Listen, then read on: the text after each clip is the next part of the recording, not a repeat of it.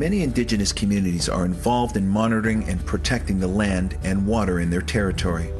But when your lands border cities, airports, and highways, the quality of the air becomes an equally important concern. This is our air quality station here, and this is one of the 5 networks that we have operate here. The equipment I was going to talk to you is over this way. The monitors we have here, these are particulate samplers. The information we got is for the health information as well. So this is the intake up here? Yes, this is the intake with the air pump down here, so the flow stream is downward. And then inside the machine here, there's a sample here that's actually collected on here. Mm-hmm. And so these are the ones that we installed, and then when it's finished collecting, we send them back to the laboratory. Decided to take a proactive approach, though, by instituting your own monitoring and creating public awareness. How is that working out? It's helped a lot. I think the community now is more aware of the quality of air that they're breathing, the quality of water that they're drinking. For instance, we've instituted some technologies like posting what the air quality is like on a given day on our website, but also lower technology ways that seem to make a little more impact with the community by putting up air quality index flagpoles, which generally there's a flag each day that indicates what the quality of air is.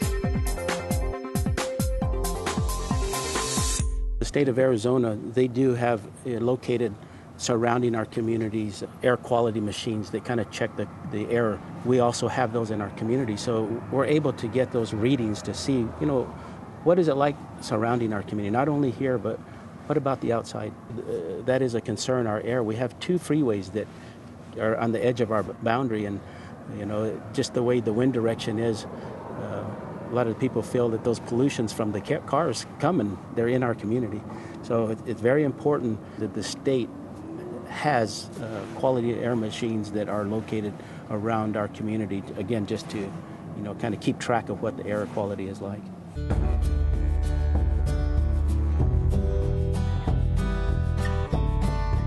Okay, the first thing you do when you get here, then you start collecting the data here. And this is what gets sent in for analysis? This with the filter, yes. Okay, the data with the filter. So we're running it every 6 days, so today's the 12th, it'll be the 18th, we'll be running again. Continuous monitoring of every single routine. day. The neighboring cities are dealing with air pollution as well, even from as far away as California and Los Angeles. Everybody kind of is impacted by transportation of air pollution. However, the community has some sources of air pollution, but very small in terms of relative to the Phoenix area.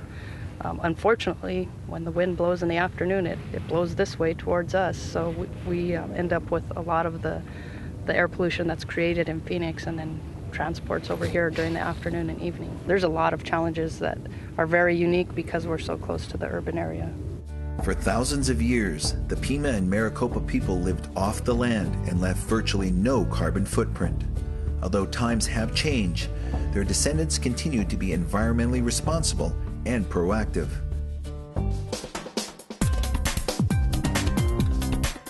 In 1993, the tribe opened the Salt River Landfill, a 200-acre facility with a mission to protect the environment, promote public health, and ultimately conserve the region's natural resources.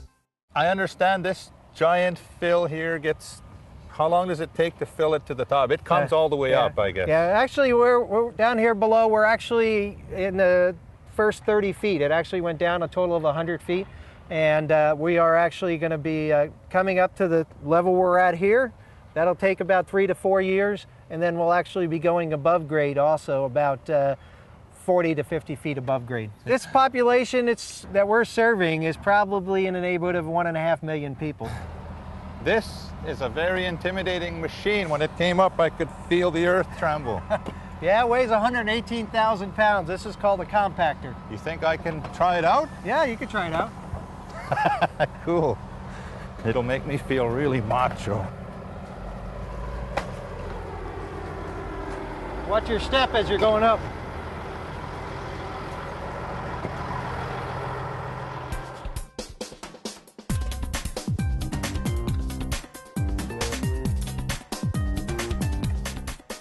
This is the landfill. We're going to be trying a new technology called the bioreactor technology. Essentially, it's a way of trying to break down the garbage quicker so we don't end up with the environmental concerns long term.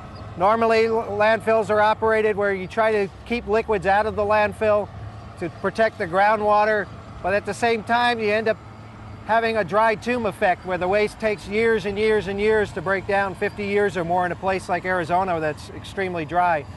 What we're going to be doing is actually adding moisture to that waste to try to speed up that decomposition rate, and at the same time collect the gas that's produced during the decomposition and utilize it to generate power with. And that would be methane? Methane gas, yeah, it's predominantly methane. The landfill gas is about 50 to 55% methane. The rest of it would be carbon dioxide and other other gases.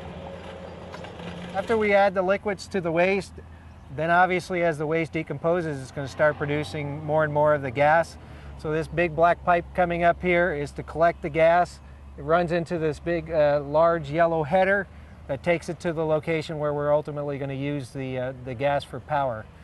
Then once we get another set of pipes above them, we'll turn them into injection lines to inject fluids. So the ones below will be injecting fluids, the ones above them will always be collecting gas. Gas tends to like to rise, so the gas will be collected as the gas is produced. And that goes to a separating station? It goes to a facility where they chill the gas first to remove there's a certain amount of moisture in that gas, because once they run it into the engines, it can't have any moisture, so they remove that moisture, and then they run the gas into the engines to generate the electricity. But it's more to keep the coal burning plants and those type of plants offline and generating power with something that's actually renewable. We've come a long ways. I think this community has been a success with the leadership. The former leadership, done a great job of setting things into place, and that's all we're hoping to do as a leadership, to keep those things going.